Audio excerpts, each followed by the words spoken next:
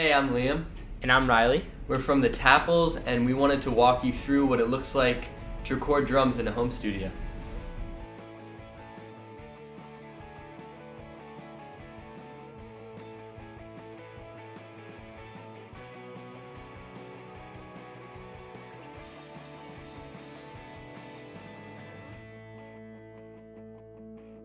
What you just heard was our new single, Streets in the Evening, that was just released. Now we're going to take you through how we got that drum sound and give you some tips and suggestions for things that you can implement in your own home studio. As you can see, we have two mics on the kick drum. We have a sub kick picking up those really low frequencies, below 100 hertz. It gives it that boominess that you usually want in your kick.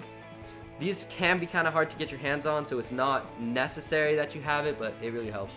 We also have a beta on the inside to pick up a little bit of the higher clickiness or punchiness. That's also, pretty good thing to have. A lot of people have a third mic on the outside. We used to do that. We found that it isn't entirely necessary. There's tons of other techniques like creating a tunnel out of dampening materials, like a tunnel coming off of the kick, just to isolate it a little bit more. But you could also have problems through phasing if you're using more than one mic on the same drum, because what happens is that drum, the mics pick it up at different times, because no two mics can be perfectly aligned to pick up the sound at the same time. So just be careful where you're placing the mics and listen back to it to make sure that you're getting the sound that you want and not a sound that's messing with the phasing. There's tons of videos on that. You can always check for more information. It's a pretty easy fix. All right, moving on to the snare drum. We have a mic on the top and a mic on the bottom. On the bottom, we have a 57. On the top, we have a AKG C414. Yep. You can also use another 57 on the top, or just experiment, figure it out your own way. On the bottom, we have that 57. It picks up a lot of the snarey sound. You'll hear that when we isolate it. Pretty straightforward, to be honest. So 57s are one of the best studio microphones because they are very cheap and they can be used for many different instruments. Pretty much anything, yeah. You could use it for guitars if you ever need to record guitars. We use it in our setup on the hi-hat and on the bottom snare, but you could also use it on the top snare, the rack toms, or even the floor tom. Yeah, it's there's no rules. You can do whatever you want. Moving on to the overheads. We have two pencil condensers. They pick up the higher frequencies. These are mainly for the cymbals. We have it in an XY pattern right now. Another way you could do it is having two stands on either side of the drum. Right now we have them pointed basically, I would say mostly at the snare drum and the floor tom. They're good for panning, getting a fuller sense of all the relationships of the drums. So going back to the XY formation, I'm not sure if anyone remembers math class, but X and Y are when the two mics are perpendicular from each other. So one's picking up the ride and floor tom, and the other one's picking up the hi-hat and snare. Yeah, and also just to mention, if you are doing these separately, you also always, as usual, have to check for phasing issues. Moving on to the rack toms. You could do it many ways. You could put an individual mic on each one. You could do a little bit of an overhead mic. That's sort of what we have. We actually use the SM7B, the vocal standard microphone, on the two toms. We found it picks up a great sound. We did get it from different influences, but we love the sound.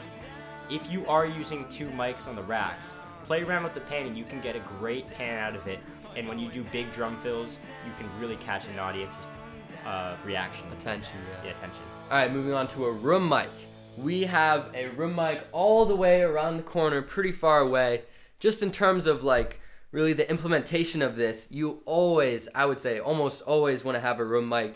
It's really where you get the full vibrant sound of it, and without a room mic, everything just sounds really dead, really close. It gives it a lot of energy that I feel like is necessary. Yeah, the room mic is what you would normally hear if you're listening back to a garage band or to a concert. That's the sound you're going to get, and we use it very far away from the drum set to get a very, very compressed sound and a very rock sound. That's what we want out of this drum kit, and we get it perfectly. It can be difficult if your room isn't perfectly acoustically treated, which you've probably noticed ours really isn't studio grade professional acoustics. But either way, you know, you can move it around. Different positionings will get you different sounds. It's always a good thing to have. So now we will let you hear some soloed microphones from the kick, snare, overheads, and room.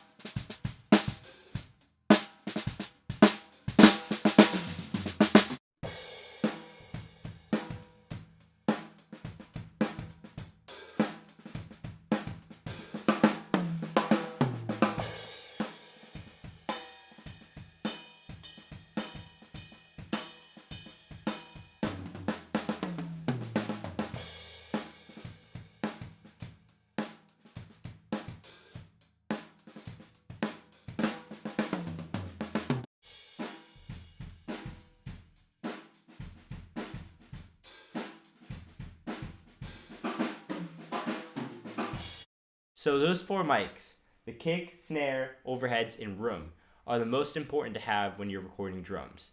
If you are on a budget and have a limited setup, I recommend having those 4 mics as your drum setup. Definitely, those are the basics, yeah. We want to talk about now just positioning your drums, where they should be facing.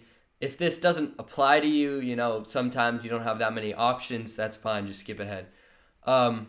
So what we have here, let's face it towards the drums for a second. We put it, you can see it's kind of diagonal. It's not really straight with the room.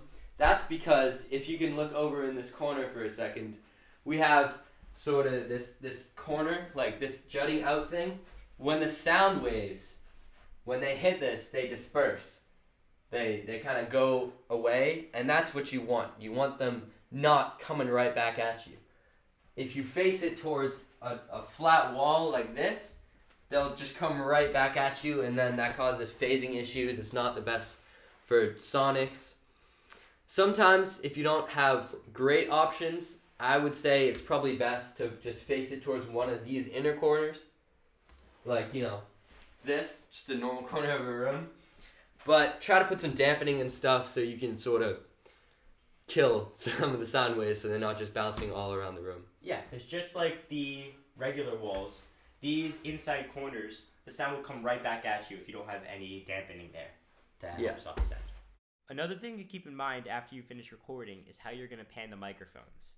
Now, there's 2 ways that most drummers pan their microphones, and those 2 ways are called audience perspective and drummer's perspective.